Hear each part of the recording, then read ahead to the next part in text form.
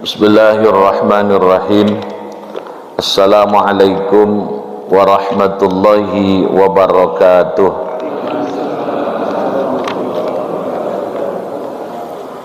Alhamdulillahilladzi anzala as-sakinata fi qulubil mu'minin. Asyhadu an la ilaha illallah wahdahu la syarikalah, al-malikul haqqul mubin. Wa asyhadu anna sayyidana wa nabiyyana Muhammadan abduhu wa rasuluh al-mab'uts rahmatan lil alamin. Allahumma salli ala sayyidina Muhammad wa ala alihi wa sahbihi ajma'in, amma ba'd. Subhanaka la ilma lana illa ma 'allamtana innaka antal alimul hakim. Bersyukur kehadirat Allah Subhanahu wa taala dengan mengucapkan alhamdulillahirabbil alamin. Ridha Allah, nikmat Allah, kita dapat berhadir, bertemu, bersilaturahim di majlis ilmu yang semoga dimuliakan Allah. Kita berdoa pertemuan kita di pagi hari ini pertemuan yang diridai Allah, amal ibadah kita berterima di sisi Allah Subhanahu wa taala. Amin ya rabbal alamin. Salawat dan salam kita persembahkan kehariban alam Nabi besar Muhammad Rasulullah sallallahu alaihi wa alihi wasallam. Pada pagi hari ini kita lanjutkan kajian hadis Bulughul Maram kita. Kita akan membaca tentang bab tolak. Ya, bab tolak itu adanya di bab pernikahan. Tidak ada istilah talak, cerai, kalau tidak ada pernikahan. Itu yang harus dipahami. Sama juga ketika membahas waris, tidak ada istilah waris kalau nggak ada orang meninggal. Ya, jadi kalau tidak ada yang meninggal, tidak ada yang wafat, maka tidak ada istilah waris. Itu kuncinya. Ya, jadi kalau ada orang nanya harta yang ditinggalkan sekian, tapi ditanya ada yang mati nggak, ada yang wafat nggak ada cerita waris itu. Ya, begitu juga kalau dia perceraian atau tolak, tidak ada istilah tolak kalau tidak ada menikah.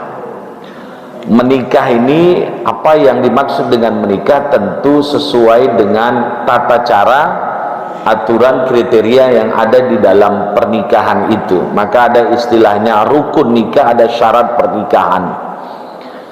Sehingga kalau di Al-Quran atau hadis begitu pentingnya masalah pernikahan itu, maka banyak ayat ya, seperti di surah Ar-Rum contohnya ya, bagaimana tentang pernikahan, menganjurkan pernikahan, dan banyak juga hadis Nabi Muhammad sallallahu alaihi wasallam yang berkaitan tentang pernikahan itu. Begitu pentingnya pernikahan itu supaya tertib, supaya ada tanggung jawab bersama, supaya adanya hak dan kewajiban di antara suami istri itu tercapai dengan baik, supaya tertata dengan rapi pernikahan itu, maka negara juga punya andil. Negara mengaturnya. Maka ada satu undang-undang khusus berbicara membahas tentang pernikahan, yakni Undang-Undang Nomor 1 Tahun 74 tentang pernikahan. Lebih diperkecil lagi yang kita kenal dengan kompilasi hukum Islam. Nah, Bapak Ibu sekalian, memang masalah pernikahan ini kan awalnya itu kan masalah privasi ya, masalah internal, masalah perdata di antara umat Islam, seperti di antara kalangan suami dan istri. Cuma ketika memang menyangkut hajat orang banyak dan memang supaya tidak merugikan antara istri, biasanya memang kalau tidak diatur negara, itu yang selalu menjadi korban itu adalah istri. Ya, maka pemerintah negara kita membuat satu peraturan sehingga dengan peraturan itu bisa dijadikan pedoman ya antara suami dengan istri. Nah, kemudian memang kan Islam itu tidak mengharapkan perceraian. Islam tidak mengharapkan perceraian. Tapi terkadang cerai atau tolak itu bisa menjadi solusi ketika memang rumah tangga itu tidak bisa dipertahankan lagi. Ya, maka solusinya adalah dengan perceraian. Biasanya kalau di pengadilan nanti, pengadilan agama itu ketika terjadi gugatan atau pelapor ya, gugatan istilahnya, perceraian itu biasanya hakim itu nggak langsung menyidangkannya. Dibuatlah satu jalur yang disebut dengan mediasi. Mediasi itu diajak jalur kompromi supaya jangan terjadi perceraian. Nah, maka oleh karena itu perlu yang namanya mediator. Mediator itu bisa datangnya dari hakim pengadilan agama, atau mediator itu yang disebut, yang kita kenal mediator yang di luar pengadilan agama atau mereka yang bukan hakim. Karena memang secara undang-undang seperti peraturan Mahkamah Agung tahun 2016 itu menjelaskan bahwa bisa dilalui penyelesaian sengketa antara suami dengan istri yang disebut dengan seperti perceraian tadi. Jangan sampai terjadi perceraian, maka ada yang disebut dengan melalui jalur mediasi, tidak melalui pengadilan ya. Oleh karena itu, makanya sebenarnya kalau di Indonesia ini masyarakat kita ini agak aneh, beda negara-negara lain.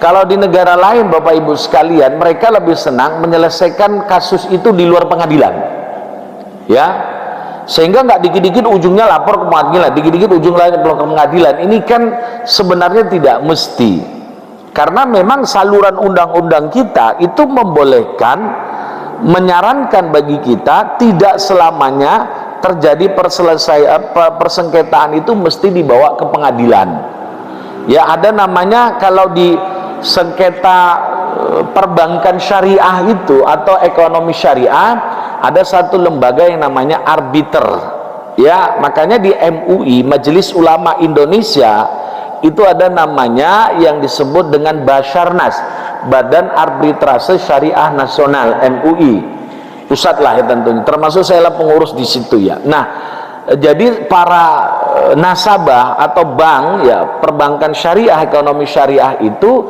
supaya jangan menyelesaikan kasusnya di pengadilan ya. Kalau perbankan syariah kan tentu di pengadilan agama, tapi dibawalah ke namanya disebut dengan arbiter ya, arbitrase syariah ya.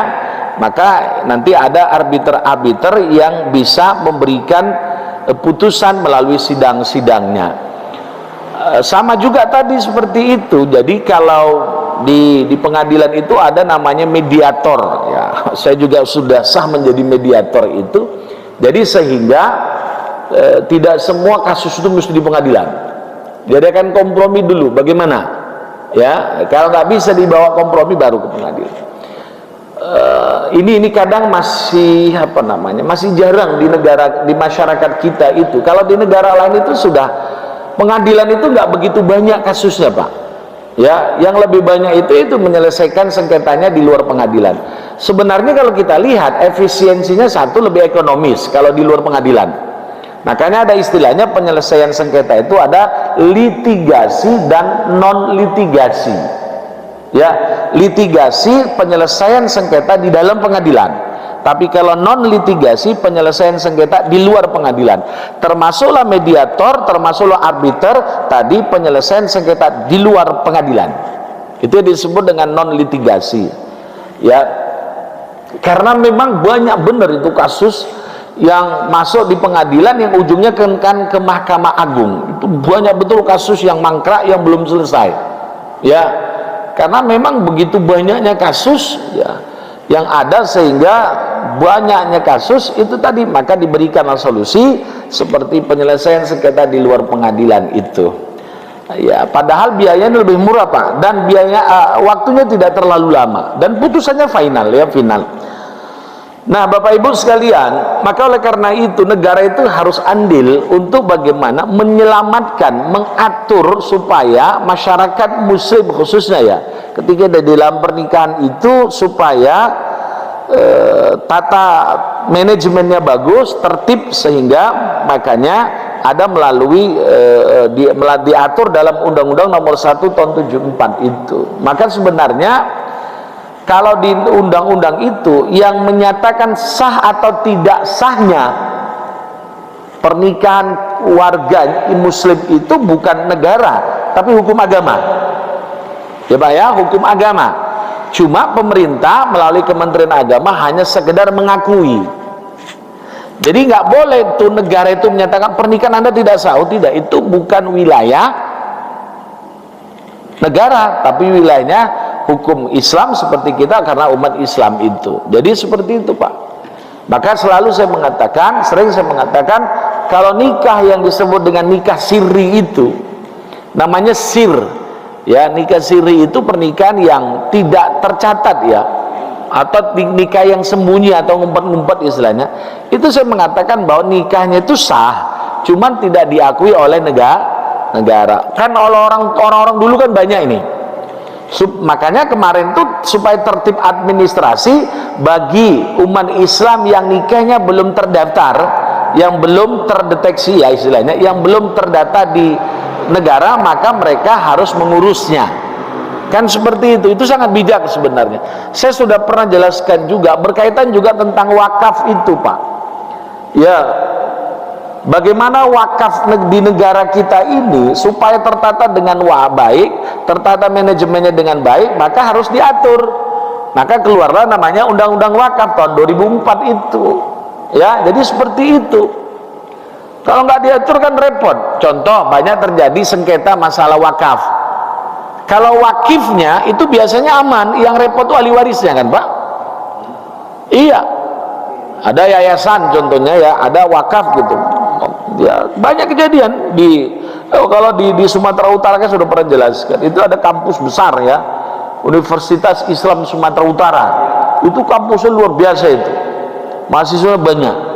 Dulu memang itu tadi, karena memang orang-orang kita tahun-tahun 70-an ya, mana terfikir supaya wakaf itu dibuat akte wakafnya supaya terdata dengan baik. Kan enggak. Sekarang karena siswanya itu luar biasa, tahun-tahun 2009 yang lalu itu ya, tahun 2000 ya sebelumnya itu income mereka itu per bulan bisa dapat 3 miliar. Nah di situ mulai kalau wakafnya itu nggak produktif, mungkin orang nggak berpikir Pak Haji, betul nggak Pak?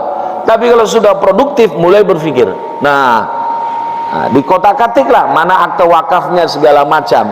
Jadi seperti itu Pak ya. Kita ini kadang orang yang wakif itu berpikirnya lurus, tapi warisnya berpikirnya mulai bengkok. Kenapa? Karena hitungannya rupiah. Kalau sekian, minimal sekian, 1 meter sekian. Ya tanah ukuran harga tanah tahun 1970-an nggak begitu dahsyat. Lah kalau sekarang kan seperti itu. Maka itu tadi harus ditata dengan baiklah wakaf itu.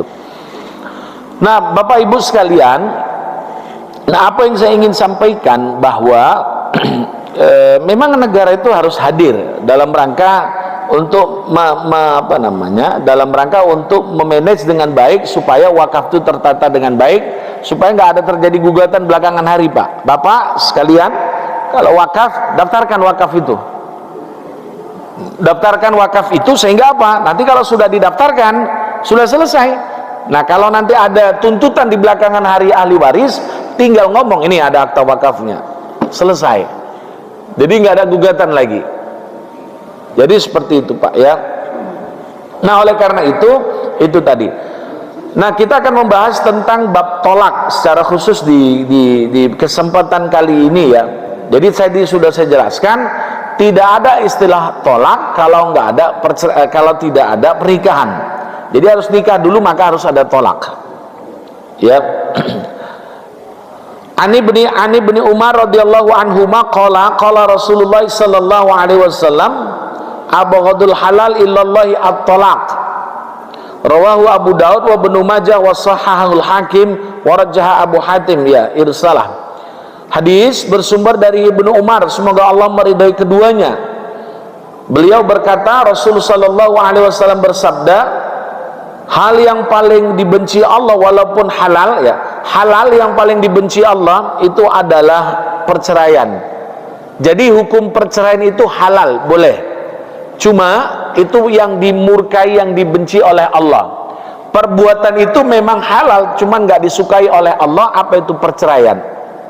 Ya karena apa? Karena memang asasnya di Islam itu menutup terjadinya perceraian, menutup asas awalnya. Tapi ketika memang ada yang tidak bisa dipertahankan lagi, maka solusinya adalah perceraian.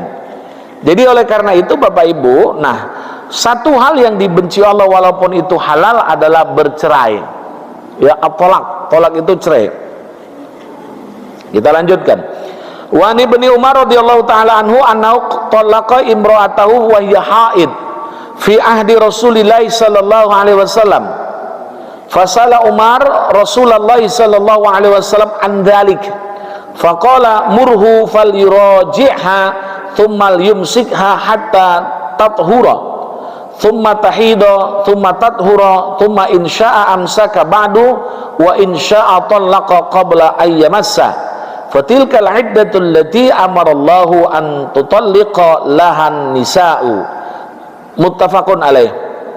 Hadis bersumber dari Ibnu Umar bahwa beliau itu pernah menceraikan istrinya. Ibnu Umar maksudnya Abdullah, ya, anak Umar itu adalah Abdullah. Pernah menceraikan istrinya wahya haid, sementara istrinya dalam keadaan haid. Pada masa Rasul masih hidup, fi ahdi Rasulillah, pada masa Rasul sallallahu alaihi wasallam. Fasala Umar, maka Umar bertanya kepada Rasul. Umar itu berarti bapaknya, Abdullah anaknya, maka namanya Ibnu Umar. Kalau Ibnu Umar berarti itu Abdullah. Ibnu Umar artinya anak Umar. Siapa anak Umar? Abdullah. Tapi kalau Umar itu namanya Umar bin Khattab. Jadi di hadis itu kadang seperti itu. Maka Umar bertanya kepada Rasul tentang itu. Jadi Ibnu Umar anaknya Abdullah tadi menceraikan istrinya dalam keadaan haid.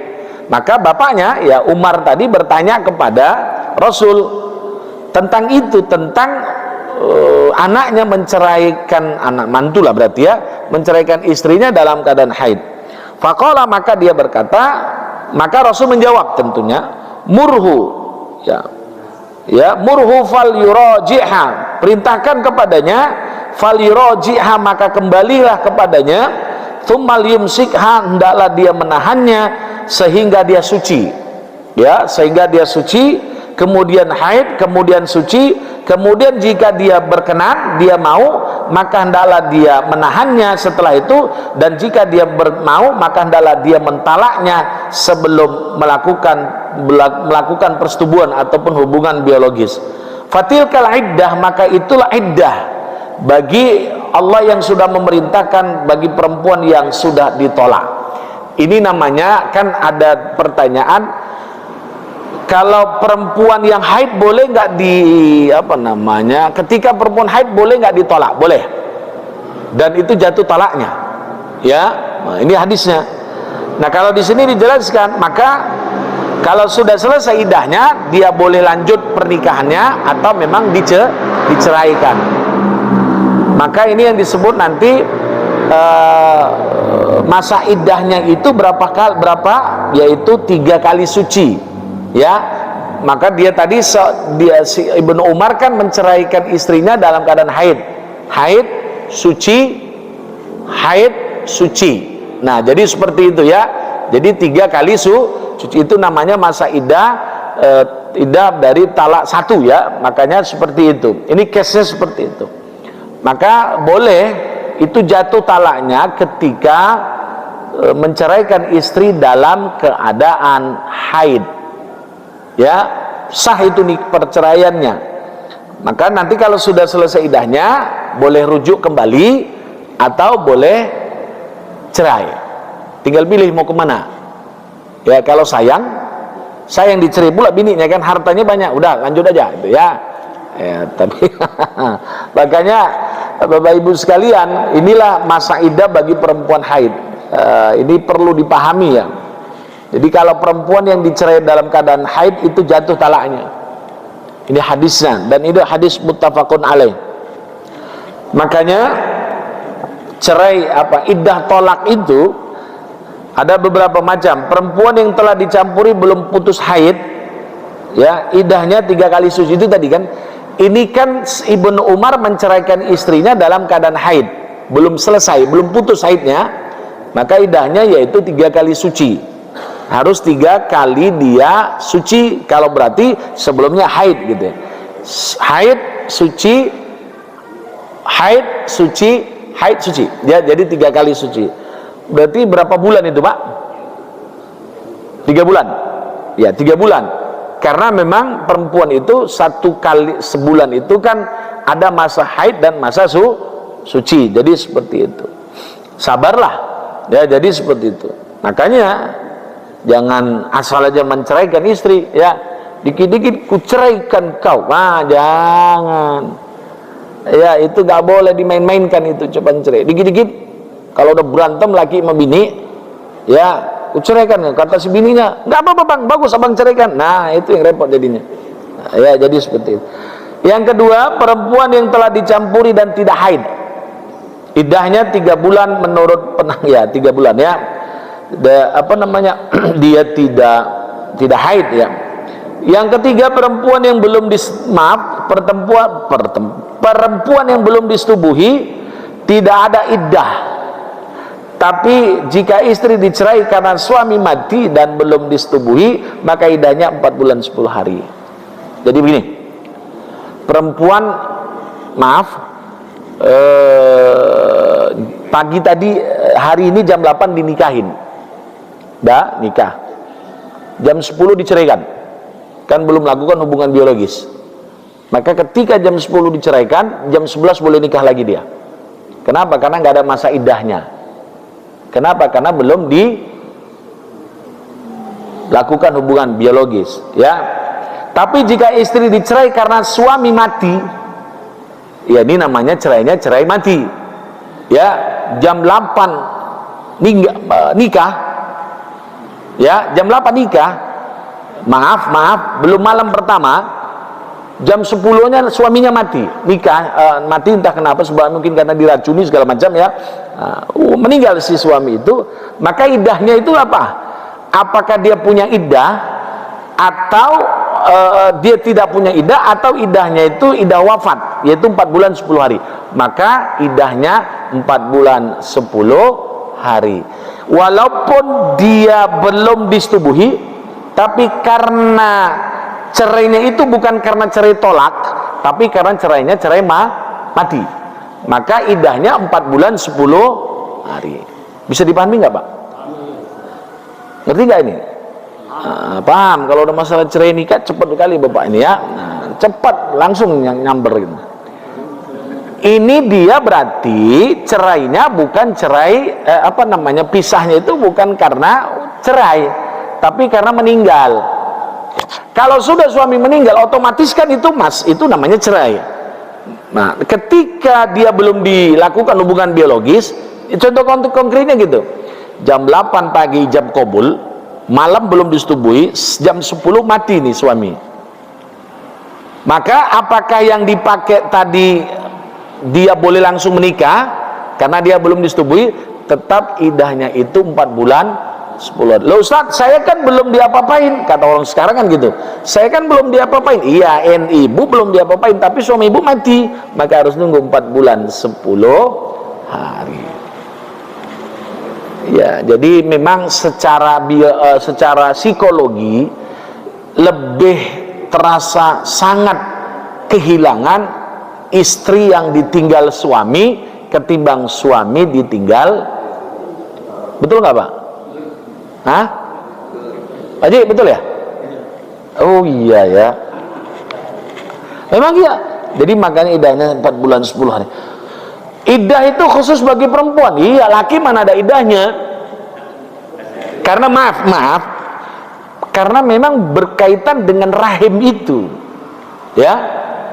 Jadi itulah hebatnya Islam itu. Dipastikan memang rahim itu nggak ada janin dari suami sebelumnya. Kan seperti itu. Ya, jadi 4 bulan 10 hari ibu. Ya sabar ibu ya. Nah, ini namanya manten baru, belum diapa-apain. Ya sabar dulu, tunggu 4 bulan 10 hari. Kalaupun mau pasang status nanti aja. Ya, status di WA pasangnya nanti kalau udah 4 bulan 11 hari lah ya. Nah, silakan ya silakan hubungi saya. Ya Allah. Jadi begitu. Nanti aja statusnya, jangan langsung buru-buru status. Kenapa? Walaupun walaupun seorang perempuan tadi itu belum dilakukan hubungan biologis, tapi karena cerainya itu adalah cerai mati, tetap 4 bulan 10 hari. Ya, jadi begitu Pak. Ini biasanya masalah cerai ini rame. Ya, gitu. Ada lagi idahnya itu idah hamil. Ya. Perempuan hamil idahnya sampai melahirkan. Dalam surah Tolak ya. Masa idah hamil berlaku sama semua jenis tolak, baik tolaknya itu hidup maupun mati. Jadi nunggu dia melahirkan dulu. Ya. Ketika ini karena ada hadis ya. Ketika Sobiah binti Haris melahirkan seorang anak, beberapa hari setelah melahirkan itu mati meninggal suaminya. Ya, meninggal suaminya. Rasulullah berkata kepadanya, engkau telah halal. Ya, boleh dia menikah lagi. Ya, karena idahnya itu ya ini karena melahirkan tadi ya. Udah lahiran meninggal. Jadi seperti itu. Jadi ibu sekalian, bapak sekalian, itu yang namanya idahnya itu ya, jenis-jenis idah. Memang yang lama itu ya idahnya itu tidak idah wafat, 4 bulan 10 hari, wajarlah karena memang secara psikologi itu perempuan itu sangat kehilangan suaminya ya. Apalagi suami satu-satunya, ya memang suami harus satu ya. Nggak ada istilah suami satu-satunya, maksudnya memang suami harus satu. Ya. Karena masalah rumah tangga ini rame ya. Tapi kadang rame, kadang sampai yang diekspos itu udah nggak dinalar kita. Masalah ranjang pun terekspos ya. Kemarin itu yang kejadian bintang film itu, yang kemarin tuh yang heboh itu, ya udah karena dia juga public figure di samping artis juga dia anggota DPR kalau nggak salah saya dari partai A. Jadi seperti itu heboh kan. Yang anehnya itu tadi masalah-masalah privasi, masalah ranjang pun sampai diekspos. Kan nggak malu yang kayak gitu itu ya. Saya pikir ya Allah begini ya, apa artinya kalau itu yang nggak layak dikonsumsi publik lah. Kalaupun terjadi KDRT ya sudah, cuman jangan disebutkan yang ini yang itu ya. Namanya juga wartawan ya, semakin diekspos makin senang ya, tujuannya kan supaya laris beritanya. Jadi seperti itu. Saya pikir ya Allah, walaupun gitu saya baca juga Pak ya, kita kan perlu tahu juga ya, arti tahunya itu bagaimana moralitas umat Islam itu, rasa malunya itu sudah mulai hilang. Betul nggak Pak? Ini bahaya ini. Masalah-masalah kayak gitu diceritakan, kemudian yang anehnya bukan hanya sekedar diceritakan, ditayangkan di televisi. Nah ini yang bahaya ini. Na'udzubillah ya. Masalah KDRT ya, namanya siapa Pak? Oh hafal Bapak ya. VM ya. Jadi seperti itu ya. Ya nggak elok lah yang kayak gitu itu. Kita ini kadang kalau baca-baca media online itu masalah-masalah kayak gitu udah vulgar banget ya. Kadang nggak pakai bahasa tidak pakai bahasa etika ya, main bahasanya bahasa vulgar lah, ngeri lah gitu. Itu yang kita sangat sedih ya. Padahal itu kayak gitu itu kan kita malu ya. Kalau itu boleh diceritakan di depan hakim oke. Kalau sudah di pengadilan Pak ya, atau di itu tadi yang jalurnya non litigasi di luar pengadilan, itu suami istri ya cerita belak-belakan apa adanya. Kenapa ibu mau menceraikan suami? Ini suami udah gak betul pak. Kenapa gak betul? Ceritakan, dang, begitu juga semuanya. Kalau itu oke lah, karena juga itu biasanya itu kan sidangnya sidang tertutup, ya. Jadi kalau itu oke lah, ceritakan apa adanya saja. Tapi kalau sudah diekspos ya di media itu ya akhirnya malu kita. Apalagi ya semasa dengan usia-usia seperti bapak ini baca kayak gitu, malu gak rasanya pak? Malu ya. Masalahnya ya saya pikir gak pantas lah. Jadi seperti itu pak ya. Nah itu tadi, kalau sudah masalah pernikahan, kalau sudah memang pernikahan itu dicatat, diakui, nah ketika terjadi contohnya KDRT, kekerasan dalam rumah tangga, maka ini kan bisa dituntut ya, bisa gugatan, sehingga gugatannya itu dianggap apa namanya, legal standingnya ada, karena termasuk legal standingnya satu karena dia memang ada bukti pernikahannya itu. Lah kalau tiba-tiba seorang perempuan ngadu, ya lapor ke pihak kepolisian, Pak saya dibantai suami saya Pak, ini hidung saya ya segala macam. Ibu menikah sama bapak itu? Iya, mana buktinya? Nggak ada Pak. Nggak mau mereka nerima. Pasti yang ditanya itu adalah bukti pernikahan. Setelah itu nanti baru berkaitan tentang pidananya, visum dan segala macam ya. Jadi seperti itu Pak. Ya makanya betul kata Umar itu, kalau sudah terjadi di rumah tangga itu istri ngomel saja, nggak usah diladeni, bagus bapak keluar di warung minum kopi, selesai. Nanti kalau diladeni terus, ini akhirnya nanti terjadi percekcokan ya, karena wajarlah memang perempuan itu capek Pak. Bu ya, ibu di rumah capek nggak? Capek, karena saya ada ibu-ibu yang jemaahnya di sini, kalau nggak mungkin nggak juga gitu. Ya itu kita rasakan memang perempuan itu capek Pak. Ya, kalau kita laki ini kan capeknya hanya sekedar di kantor, kalau sudah pulang ke rumah ya harus dilayani kan seperti itu. Ya kalau perempuan itu kadang-kadang seperti itu, apalagi kerja di luar, di rumah nanti kerja urusan dapur lagi segala macam, itu capek itu. Jadi biasanya makanya kalau sudah perempuan ngomel itu hal yang wajar ya. Nah, tapi kalau ngomelnya asal sudah mulai dipijit tombol on, kalau nggak di off kan ngomel terus, nah ini bahaya juga ya. Jadi seperti itu. Makanya kata Umar itu Pak, kalau sudah istri ngomel udah diem saja ya. Tapi kadang kita diem, apa kata bini kita, kok nggak dilawan, diem saja. Berarti benar ya. Ya itu kadang ditantangnya kita jadi seperti itu ya. Begitulah Pak ya. Apa kata orang sekarang, diem salah, apa ngebalesin juga salah, jadi gimana sih katanya ya jadi seperti itu. Udah, kalau bini ngomel di rumah lebih bagus bapak duduk sambil minum kopi, udah selesai, ngopi sambil baca medsos. Wah itu makin marah bini itu. Jadi memang kadang saya merasakan lah, memang istri itu memang, bini itu capek di rumah Pak, betul ya Pak ya, capek itu kerjanya. Apalagi memang tidak ada ART ya, tidak ada asisten rumah tangga, itu capek lah ya. Karena memang kadang ada tipikal suami ini yang namanya masak itu, makanan itu nggak mau masakan ART, harus tetap masakan istri. Memang harus seperti itu ya. Itu termasuk saya itu termasuk, kalau istri saya nggak masakan saya kan agak kurang, nggak suka gitu ya, karena memang beda ya. Makanya kadang kalau saya itu, kalau dulu lah ya, karena sempat saya memang itu hobinya memang kalau pas lagi ada keperluan, saya itu memang biasanya dibekelin istri, karena saya lebih nyaman kalau makan masakan istri ketimbang makan makanan di warung. Tuh kan kadang satu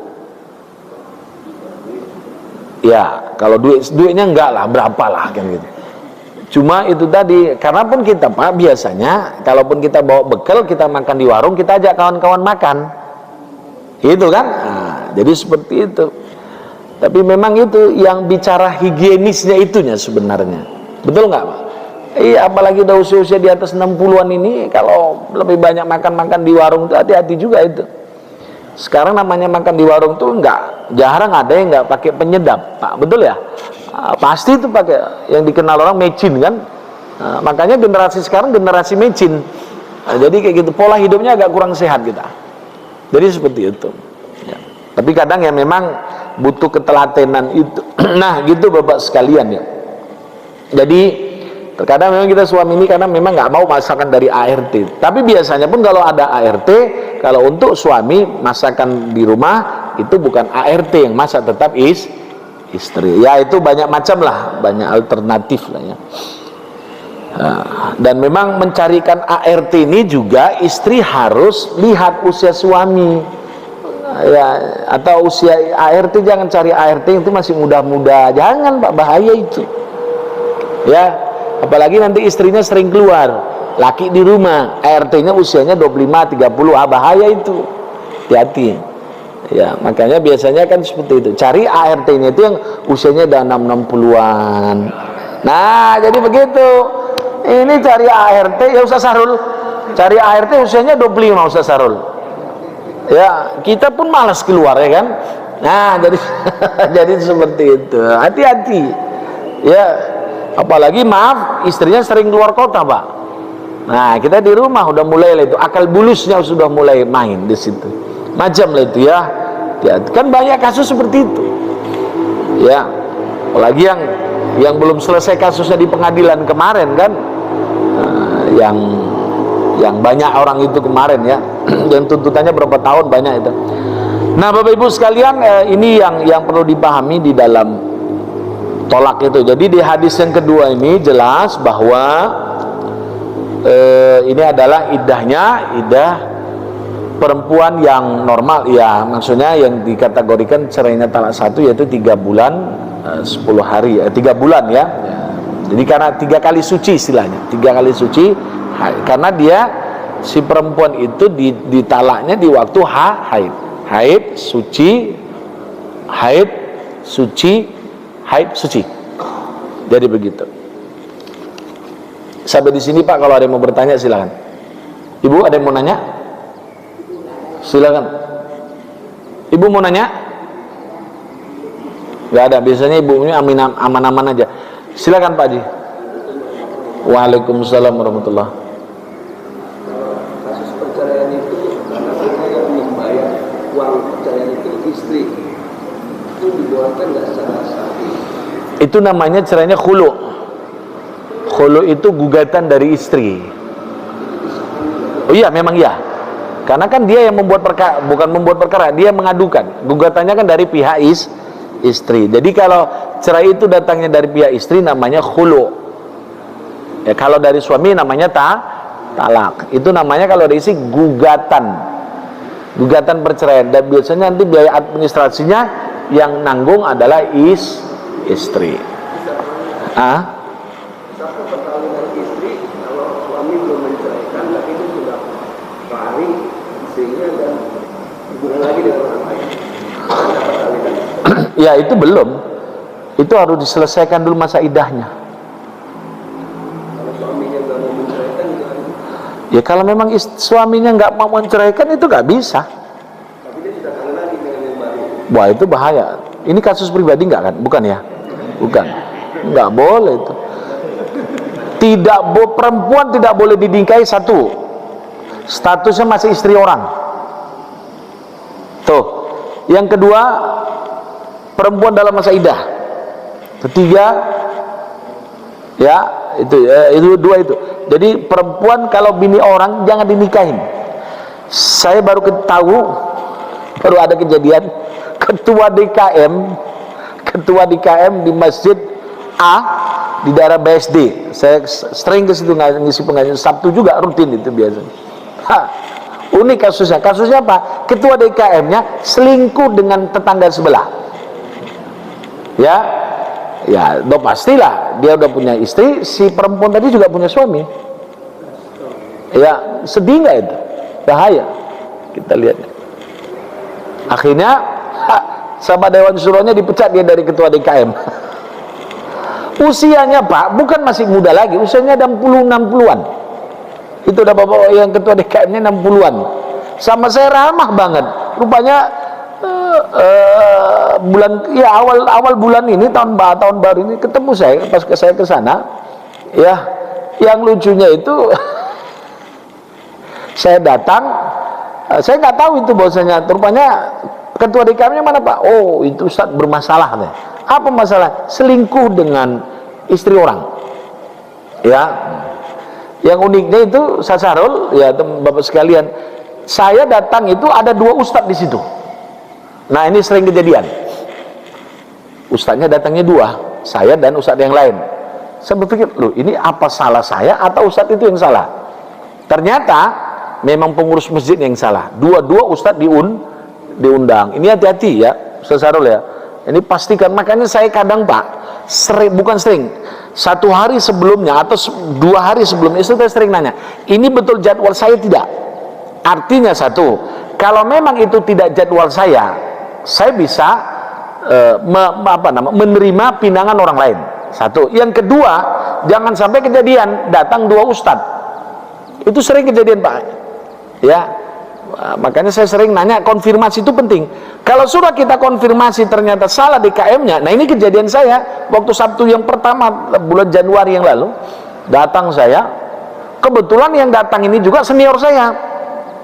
Nah, repot jadinya. Nah, datang sama-sama dulu datang. Saya akhirnya ya alhamdulillah ada kontribusinya. Saya ingin mengatakan ini hati-hati juga. Ya Sasarul ya, ini hati-hati betul. Sering ditanya apa namanya, ini penting. Contohnya pengajian hari Sabtu ini datang 2 ustadznya. Kalau Ustadz Sarul gimana solusinya itu? Datang 2 ustadz, dua-dua dipakai. Nah, bagus. Nah, atau caranya satu suruh imam, satu suruh terma. Itu kalau yang salah pengurusnya. Iya, kadang salah yang sedih ini ustadznya yang salah. Miskomunikasi. Nah, kalau itu mundur teratur, udah pulang aja ustadznya. Banyak kejadian seperti itu tuh Pak. Saya kejadian kemarin, saya tunjuk WA-nya, loh Pak, ini kan Bapak yang, oh iya ya Ustadz, berarti saya yang salah. Padahal di Sabtu itu saya sudah menolak undangan orang lain, karena memang masjid itu sudah lama minta saya. Nah, ya itulah tadi ya, namanya Ustadz juga manusia kan. Untung nggak saya ngomong, Pak, harga BBM sudah mahal sekarang, kan repot juga jadinya kan. Jadi seperti itu. Nah Bapak Ibu sekalian, itu tadi Pak Haji, bini orang jangan dinikahin. Ya, statusnya mengaku bagaimana dia bukan bini orang itu jelas. Jangan hanya sekedar melalui ucapan bini perempuan itu tadi, Pak, saya udah cerai. Itu kalau begitu nanti bisa ranahnya dibawa ke pengadilan, itu pidana. Menikahi istri orang, nggak boleh. Jelaskan dulu statusnya. Bagaimana? Saya sudah cerai. Apa buktimu cerai? Ya, nggak bisa sembarangan gitu Pak Haji ya. Sabar Pak Haji. Kalaupun ada gebetan baru, sabar dulu ya. Nah, pastikan bahwa dia itu statusnya sudah janda. Kalau sudah janda, laksanakan. Nah, jadi seperti itu Pak Haji ya. Jangan masih belum jelas. Macam apalagi tadi case-nya suaminya nggak mau menceraikannya. Jadi begitu Pak Haji ya. Ada lagi Pak, silakan.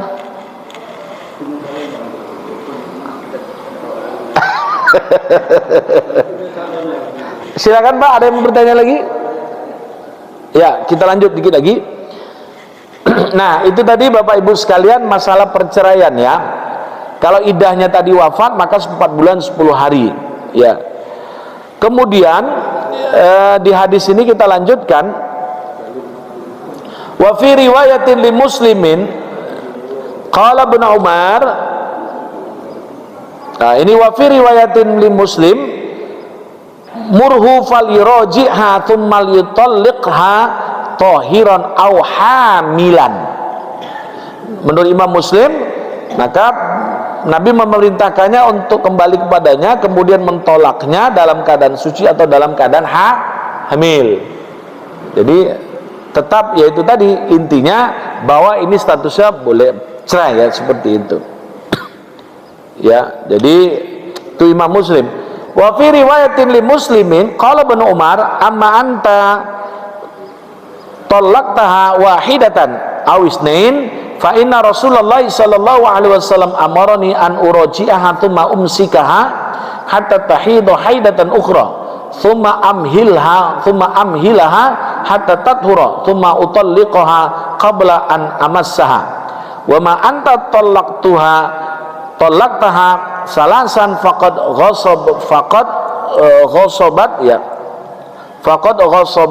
ghasabta rabbaka fima amaraka bihi min talaqi imra'atika.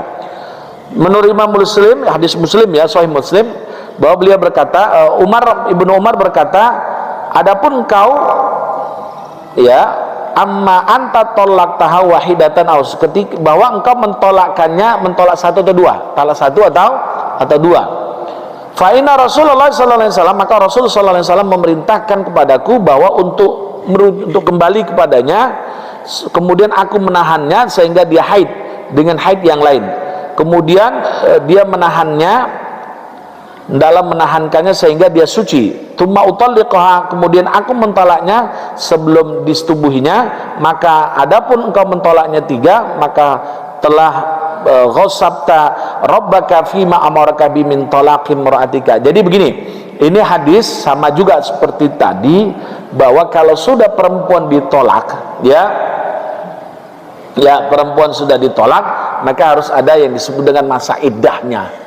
Ya, masa iddahnya kalau dia haid, kalau dia ini disebut dengan 3 kali suci itu. Sampai di sini Pak, ada yang mau bertanya? Silakan Pak Haji.